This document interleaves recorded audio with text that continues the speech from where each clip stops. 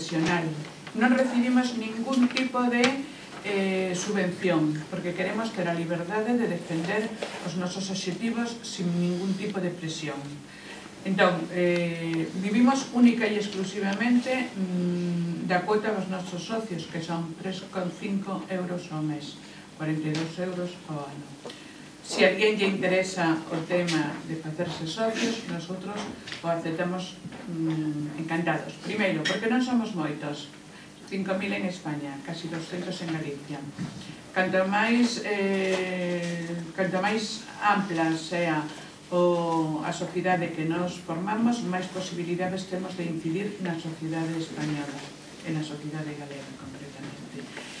E despois hai outra cosa que tamén é interesante que comente. A DMD, aparte de ser unha asociación de tipo social que traballa na sociedade para espallar os nosos obxectivos e para facer chegar á xente o coñecemento da lei, que era a misión da Xunta de Galicia neste caso concreto e que non o está a facer, aparte disso, nosotros tamén somos unha sociedade de axuda, somos un grupo de axuda que os nosos socios, que sabemos que teñen as mesmas ideas que nós en canto á dignidade da vida e na morte, pois, se precisa no momento da súa morte algún tipo de axuda, nós estamos aí para axudar. No seguinte apartadiño teñen actividades e servicios da DMD. A mí me interesa que estes dous apartados os garden. Estes, se non lles interesa facerse socio, o poden tirar, pero estes que os garden, porque de algún xeito pode ser que en un momento precisen saber cales son os obxectivos da DMD, cales son os nosos servicios, e se en un momento precisan recurrir a nós, que saiban que nós atendemos a todas as persoas indistintamente que sexan ou non sexan socios, tamén entendendo que os socios teñen unha atención, digamos que máis íntima, máis personalizada, máis, sobre todo na última hora, máis médica e máis achegada que pode ter unha persoa que non é socio, que non sabemos con que interese se pode achegar á DMD. E despois, no último apartado, dice, coñece os teus dereitos, e aquí están recollidos os dereitos que a Lei de Autonomía de Paciente de 2002 e que son os xenerais para todos os enfermos, temos, por exemplo, a información clínica, por exemplo, a obriga dos médicos de que nos expoñan todas as opcións clínicas disponibles cando nos estamos enfermos, a intimidade a nosa propia persona, o que impide que o médico conte a nosa enfermidade a ninguén,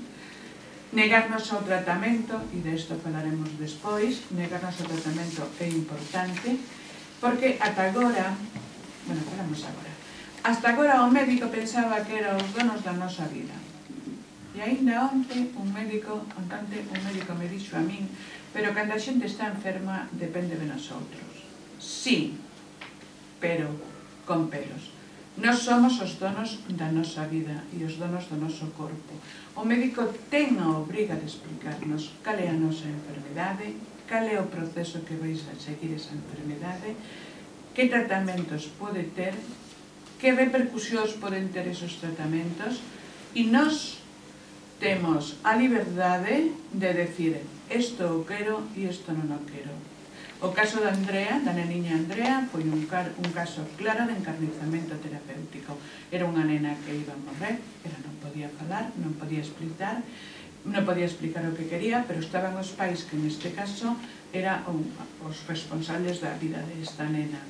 E os médicos non lle fixeron caso. Razóns e motivos? Non o sabemos. O mellor espúreas.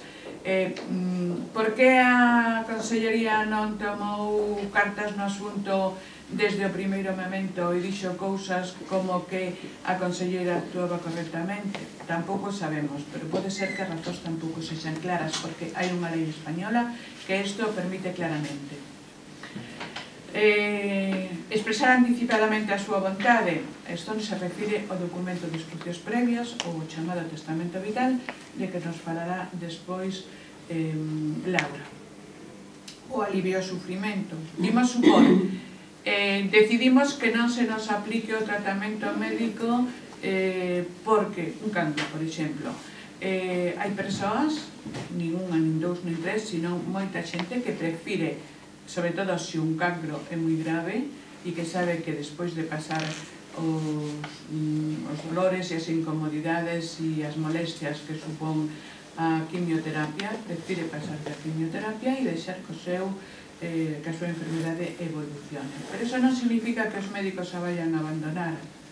Nós temos dereito a renunciar ao tratamento, pero os médicos teñen a obriga de seguir tratándonos para aliviarnos o sufrimento, non a dor só, sino o sufrimento, é dicir, a dor e o sufrimento que podamos ter aínda que non teñamos dor, como pode ser apnea, falta de asfixia, depresión, todo este tipo de situacións incómodas que conleva unha enfermedade. E está recollido na lei galega. É importante que o sigamos porque moitas veces a lei non se cumple, como no caso de Andrea, e entón temos que reclamarla. E por último, temos dereito a sedación paliativa. E que é a sedación paliativa? Pois esa situación de inconsciencia en donde as dores, as incomodidades, o sufrimento en xeral se palía, chegamos a esa situación en que seguimos vivindo, pero non sentimos en absoluto nada e que sabemos tamén que en un corto prazo de tempo vai a desencadenarse o falecemento, pero sin ningún tipo de sufrimento. Entón, gárdeno, xa lles digo, se non lles interesa a ser socios, eso poden borrar ou poden tardar, porque en un determinado momento pode ser, pero o resto é importante que o cambien. E entón, que pasou en España desde que DMD comenzou a traballar a favor desta dignidade humana? Pois modificáronse moitas cousas. No ano 2002 se publica a Lei de Autonomía do Paciente, en donde están recollidas todos estes aspectos que comentábamos antes dos nosos dereitos. Pero tivo que pasar moito tempo hasta que esa lei de 2002 se fose concretando, porque esa lei é moi xeral, se fose concretando, digamos que atendendo ás sociedades ás que iba dirixidas. A primeira lei concreta foi a Lei de Autonomía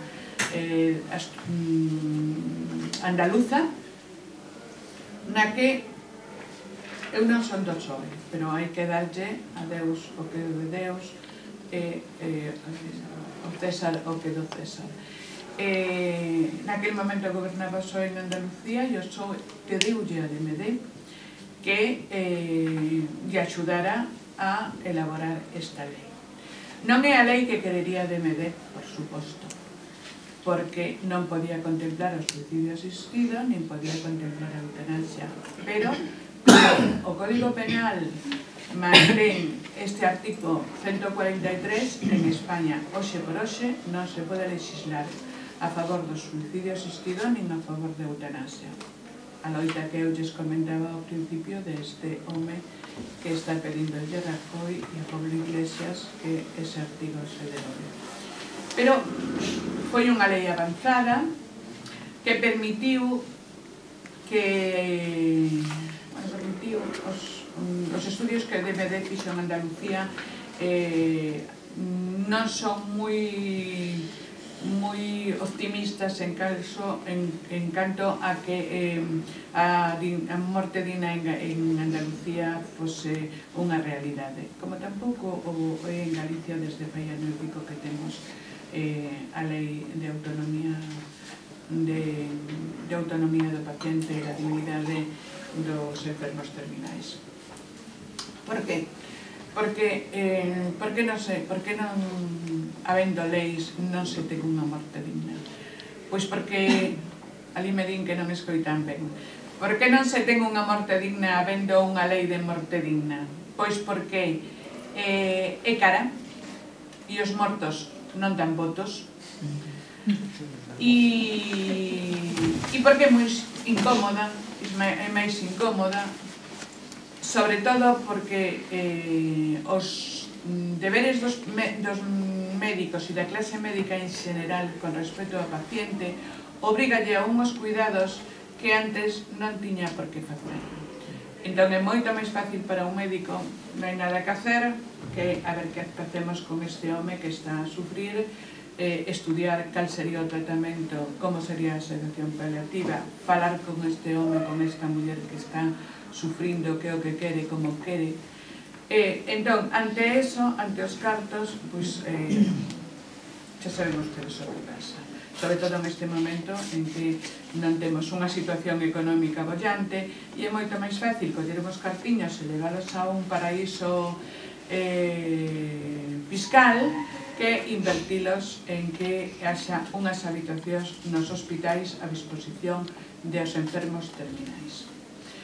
Ben, despois da lei de Andalucía houve outras leis como a de Vascongadas, a de Navarra, a de Canarias, a de Baleares e por fin a galega.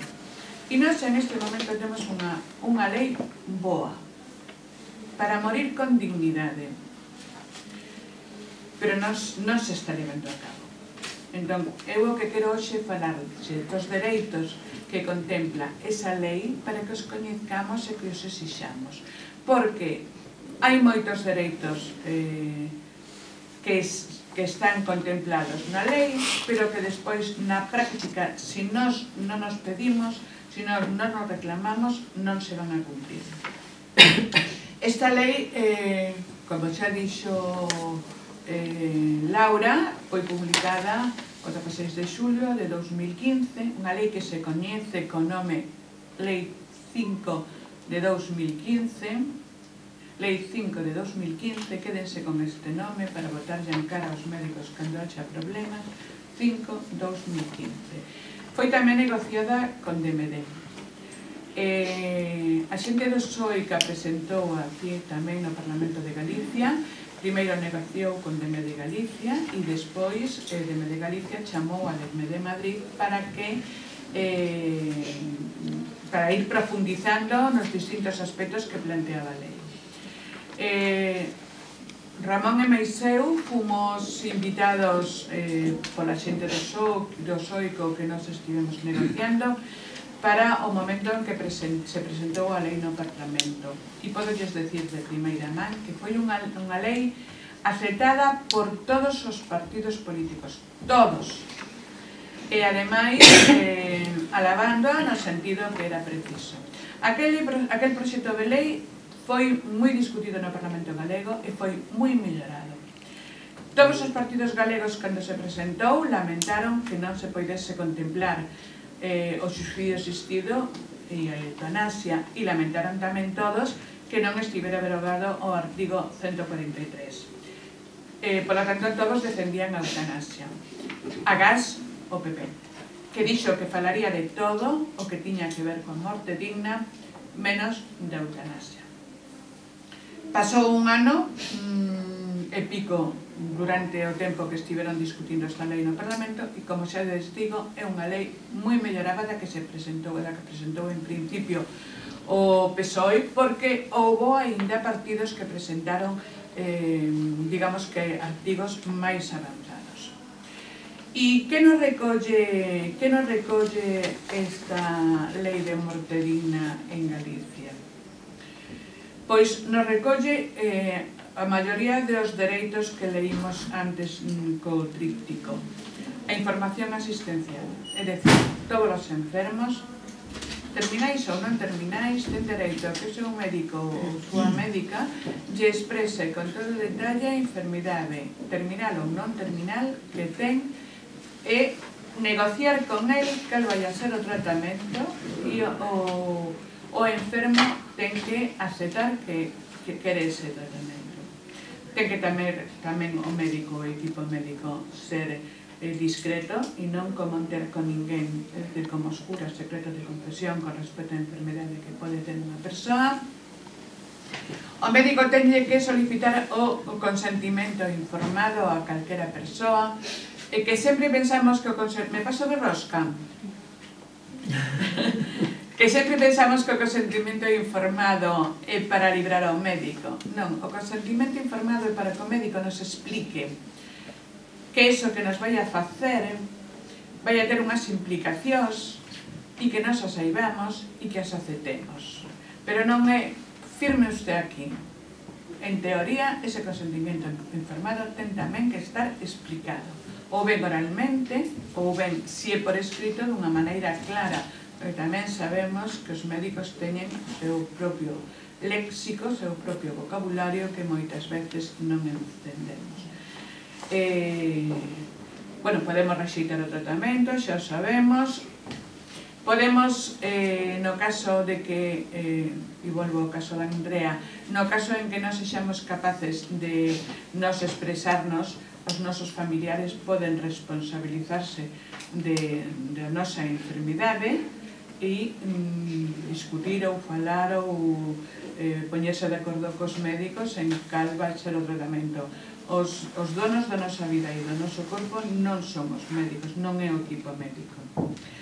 Podemos tamén pedir unha segunda opinión, esta é unha mellora dentro da Seguridade Social, por lo tanto o médico, cando nos dá a información asistencial, nos podemos ya pedir por escrito para llevar ya a outro médico e que nos confirme ou que nos discutan ou que non estean de acordo con ese primeiro informe médico.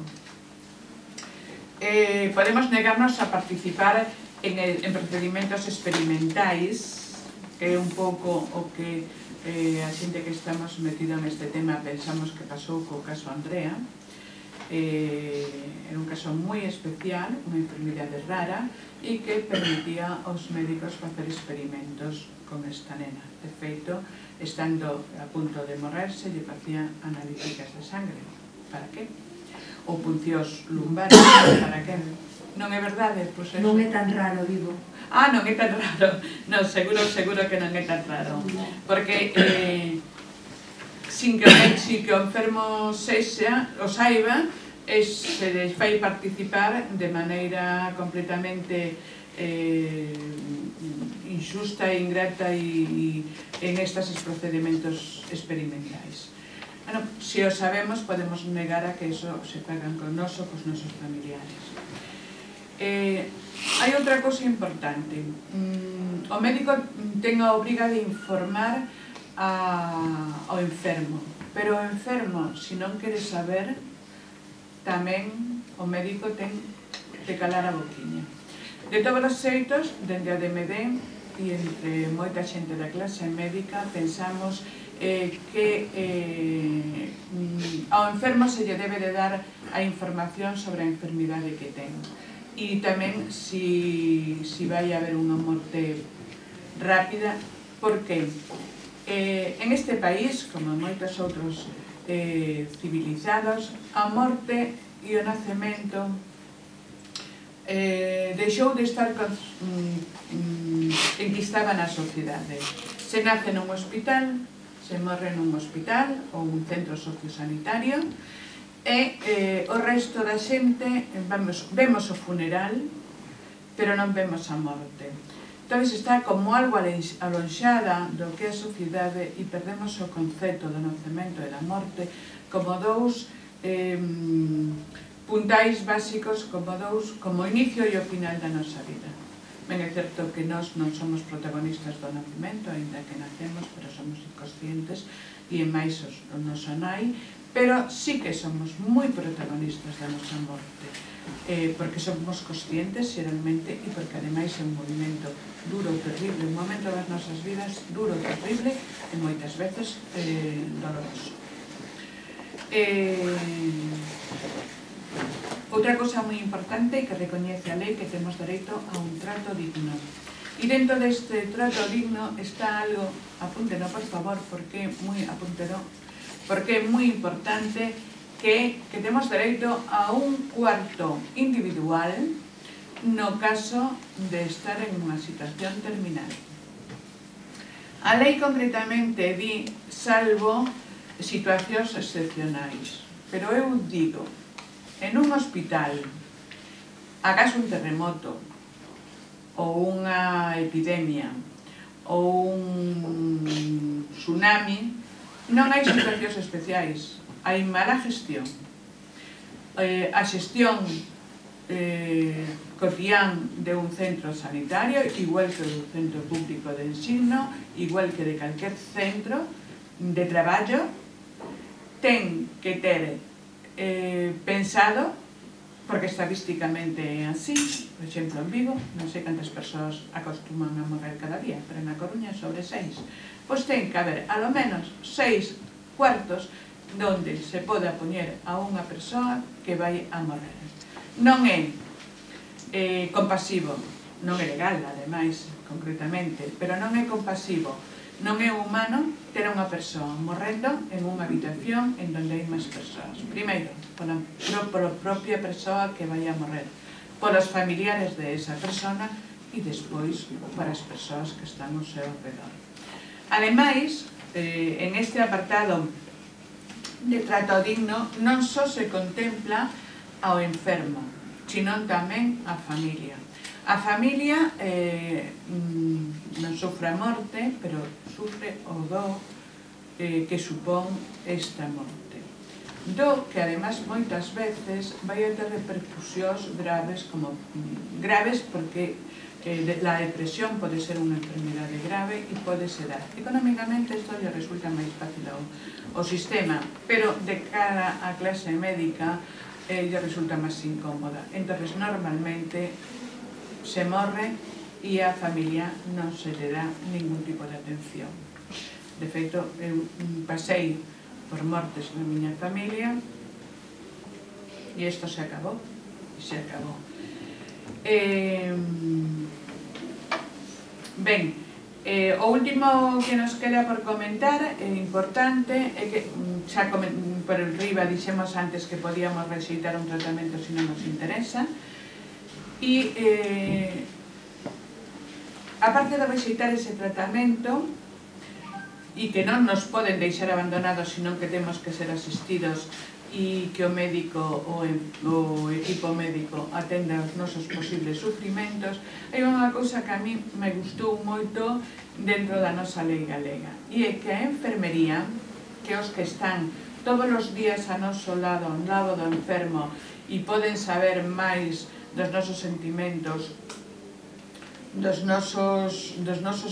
nosa ideoloxía, dos nosos ideales, dos nosos afáns, que o médico que ven, mira o que apuntou ali a enfermera, a veces pregunta que tal está, outras veces fala co compañeiro e di 35 de fiebre, pois isto non marcha ben. Bueno, enténdeme o que quero dicir, non? Pois a enfermería que lle poida explicar ao enfermo cal é a súa situación, é dicir, que poida informar ao enfermo de unha maneira máis afable do que faría normalmente a clase médica, e non me meto coa clase médica, sino que estou retratando unha realidade, pois o poida facer. Isto está reconhecido na nosa lei e é unha cousa importante. Antes nos preguntábamos á enfermeira, e como está? Xa lle dirá o doutor. Non, si o enfermo pregunta como estou, a enferma dentro do seu nivel, a enfermera dentro do seu nivel, o enfermero ten o dereito, dentro do seu nivel, ten que comentarlle como está. E por último, hai a obriga por parte da administración de facilitar os cuidados paliativos no caso de que como persoa prefiramos que a nosa enfermidade siga o seu trámite, o seu proceso, e que non queiramos que se nos deixe de atender desde o punto de vista médico e se nos faga unha sedación paliativa. Cuidados paliativos xa sexa no hospital, xa sexa nun centro sociosanitario, xa sexa no fogar. Con todo isto, é fácil morrer en Galicia con dignidade, pero para eso ten que cumplirse a lei, e xa digo que a lei non se cumpre sempre. De feito, na lei se contempla que a Consellería ten 3 meses para divulgar entre a clase médica e a cidadanía esta lei e a posibilidade de outorgar o documento de instruccións previas. Que nos saibamos, os únicos que divulgamos a lei somos nós, e os únicos que divulgan o documento de instruccións previas somos nós, e no Hospital de Ourense o Comité de Diética ten uns cursiños esporádicos para falar deste tema. Entón, a Consellería non cumpre ni siquiera a lei que ela marca de divulgación da legislación que ela publica e que ela xesta, canto máis vai a levar a cabo todas esas outras cousas que lle poden ser gravosas desde o punto de vista económico, desde o punto de vista laboral. Entón, convén que non saibamos estos deberes e dereitos, deberes da clase médica, deberes da administración e dereitos dos enfermos e dos familiares dos enfermos, e que os fagamos respetar cando nos atopemos en esa situación. E creo que non me deixo nada no tinteiro, pero despois, se ustedes queren, e hai algunha dúbida, despois de que nos fale Laura, poden facer todas as preguntas que queiran. Un aplauso.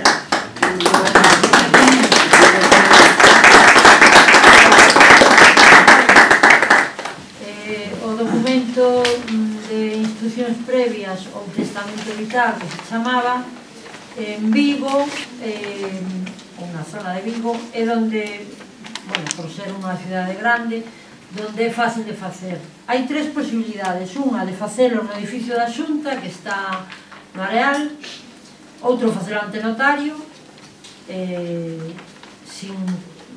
no edificio da Xunta, ante notario e privadamente. Para facelo privadamente pode ser con 3 testigos, o sea, podes facer na casa con 3 testigos, pero 2 deles non poden ser parentesco directo, o sea, hasta segundo grado, non poden ser pais, fillos, irmáns, non pode ser. Para facelo ante notario non fai falta levar testigos, hai que pagar unha cantidad, non é moito, pero hai que pagar. Para facelo na Xunta hai que levar o documento de identidade da persona que quere otorgar o testamento e unha copia. E logo, se quere nombrar, que se debe, representantes legales no suposto de que cando ele este enfermo non poida comunicarse, este en coma ou a enfermedade o leva a unha situación onde ele non pode expresar as súas opinións, pode levar un representante ou un sustituto, se quere. Desas personas tería que levarse a fotocopia do carné de identidade. Antes era complicado, tiña que ser a copia compulsada, era un pouco lío. Ahora é fácil. Para facelo, bueno, primeiro, que é o documento de instruccións previas? É un documento onde unha persona maior de edad, capaz e libre, manifesta anticipadamente a súa vontade sobre os cuidados e tratamentos que podería precisar no futuro sobre o destino final do seu corpo, co fin de que esta vontade sexa coñecida e respetada no momento en que non teña capacidade para manifestala. Quen pode otorgar o documento de instruccións previas? Calquera persona maior de idade que estea capacitada e actúe libremente, o sea, que non este coaccionada. Cal é o contido que debe ter este documento? Pois as instruccións acerca dos cuidados e o tratamento da saúde da persona que o otorga, da que o fai, instruccións sobre o destino do corpo e dos seus órganos unha vez chegado o falecemento, porque hai xente que é donante ou quere donar, vale? Ou quere que o incineren ou cousas destas. Neste documento se poderá nombrar un representante para que sirva como interlocutor co médico ou co equipo sanitario que presta asistencia para procurar o cumprimento das instruccións previas. O otorgante tamén poderá designar un sustituto do representante que exercerá as súas funcións no caso de falecemento, incapacidade ou imposibilidade de consulta do representante. Pois se temos un representante solo e cando nos poñemos malísimos está en Cancún, pois non pode atendernos. Ou se morre, non? Pois se hai 2, sempre hai un que se poida facer cargo de que se respete o que nos pedimos. no rexistro da Xunta de Galicia o testamento non se pode levar da casa feito e logo ali tal. Hai que facelo ali diante dun funcionario que se dedica a eso, que está en Pontevedra 3 días e 2 en Vigo. Entón, en Vigo está os mércores e os venres. Está na Praza da Estrela, hai un número de teléfono para chamar e pedir cita. Eles teñen o testamento o que ten a Xunta de Galicia en galego, en castelán, e agora tamén ten o testamento da DMD, porque eu cando fixen levaba feito da DMD, dixeronme que non, que tiña que facelo ali, pero non tiñan ese, onde se contempla o suicidio asistido e a eutanasia, se fixera falta, non? Entón, a raíz de facelo eu, pois a DMD puxose en contacto en Santiago con responsables desto e agora autorizan facer o testamento da DMD, vale? Entón, hai que pedilo ali. Entón, o número de teléfono? Sí, sí. O edificio da Xunta, se sabe donde están, son 2 edificios. O primeiro, que é onde hai o registro, onde entra todo o mundo, ese non, é o de atrás. No de atrás é o segundo piso, e o teléfono que hai que chamar para pedir a cita é o 986 81 72 40. Pídese cita, o horario é de 9 a 2 da tarde, os mércores e os venres. Non suele haber ningún problema. Unha vez que se... Sí. E os representantes que podemos poñer poden ser parentes ou non? Sí, aí sí. Poden ser fillos. O que non poden ser directos é se o faz na casa, porque claro, igual te están dicindo firma, firma. Claro, igual, porque se se fai en privado na casa, pois se son pais, irmáns ou non sei que, poden estar en contra. Pois teñen intereses de herencia, teñen intereses. Pero ali non. Ali non fai falta que vayan. Pode ir a persona acompañada de outra, do filho, levas o carné de identidade e xa está. O carné de identidade do que o fai. Copia e fotocopia de carné de identidade das persoas que queren que se represente. Perfecto, moitas gracias. Repite o teléfono, por favor. O teléfono, bueno, teño aquí, logo podo usar. 986 81 72 40. Hai que chamar os mércores ou os venres, de 9 a 2. E o día que fun non sabía que había que chamar e non estaba a persona, pero logo chamei a media hora e pude facer o mesmo día, a 1 da tarde ou algo así. Logo, unha vez que se cubre ali o testamento e se firma diante da funcionaria, firma tamén a funcionaria que ten que cubrir unha serie de papeles e nos dá unha documentación. Con esa documentación temos que pasar no diela, temos que baixar ao rexistro no outro edificio e presentar, se presenta unha copia do testamento vital, ali séllanos, danos a nos unha copia e a outra vai a Santiago ao rexistro xeral. Entón, a min tardoume ainda bastante, pero logo, tardoume casi 6 meses, pero parece que agora están tardando menos. Ao cabo duns meses se recibe por correo certificado a confirmación de que eso está registrado. Quere dicirse que se entramos no hospital gravísimos porque nos atropellou un camión ao entrar na historia, o médico pode consultar se hai testamento vital feito. O sea, unha vez que está registrado na Xunta, en Santiago. Sale unha alerta. Sale alerta. Sale unha alerta. Ahora sale unha, ou debería de salir unha alerta cando abres o llanos. Pero quero dicir que non se abre, o médico non o abre hasta que se dá a situación de gravedad. Quero dicir, non é cada vez que vai o médico de cabeceira, mira a ver que é o que ten ali disposto, non? Entonces, dispois esta copia do testamento vital si a deberían de ter polo menos as dúas persoas que son representantes.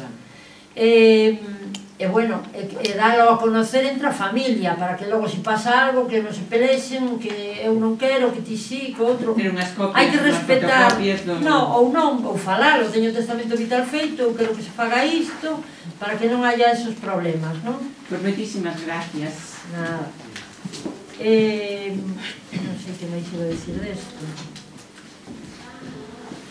Pois eu penso que xo dixo. Bueno, facer preguntas, se queredes. Perdón, en privado has falado de digamos, el oficial, ¿no? ¿Cómo? Y el privado, que has comentado entre feitos na casa, ¿no? Sí. Ese, ¿qué pasa? ¿Hay que ir con él? Porque claro, cuando pasa, o no tiene tanta... Sí, bueno, si quieres te contesto en castellano. El hacerlo privado, para que tenga validez, luego tienes que llevarlo a registrar. Ah, también hay que llevarlo. Claro, porque si no, no consta. O sea, hay que llevarlo a registrar, sí. Entonces, a mí me parece que de las opciones que hay ahora, la más cómoda es hacerlo en la Junta y la más rápida. ¿Sabes? La más cómoda y la más rápida. No tienes que quedar con la gente para que vaya allí a tal día, a tal hora. O sea, si uno tiene las ideas claras, allí tienes un cuestionario donde cubres y no te cuesta dinero ni te ocasiona ningún trastorno. Este anexo levase cuberto ou non cubres No, ali no, tamén? ali non se leva cuberto nada. Ali tens que levar documentación solo de carné, de identidade e copia, e o resto dancho ali. Mira, Este anexo que vos dan era o que... Sí, este é o anexo, o sea, esa documentación que vos dimos, documento de instruccións previas, isto é o que ten o funcionario habilitado para recoller os documentos de instruccións previas. Isto é o noso documento, que, como decía moi ben Laura, contempla se nese momento estivese legalmente regulado o dereito a eutanasia activa voluntaria e o meu desexo morrer dunha maneira rápida e indolora por ese procedimento. Pero hai calquera tipo de concepto que se poda poñer nun testamento con respecto ao noso tratamento que queremos é válido. Imagínese que son testigo de Cristo Rei e eu teño moi claro que se Cristo morreu na cruz, eu tamén quero morrer na cruz. Pois eso se pode facer. Nas unidades habilitadas teñen unhos cantos modelos. Un é o da Xunta, que nós non aconsellamos que se siga porque é para tachar cruces. Entón, a relación é... Limita moito. Sí, e ademais é un pouco complexa. De Unha amiga, entender, sí, unha amiga miña me decía, que é psicóloga, me decía, menos mal que fixechedes isto, porque eu noutro non sabía si quería que me tratasen ben ou quería que me tratasen mal. Entón, este é o que nós facemos e o que nós aconsellamos.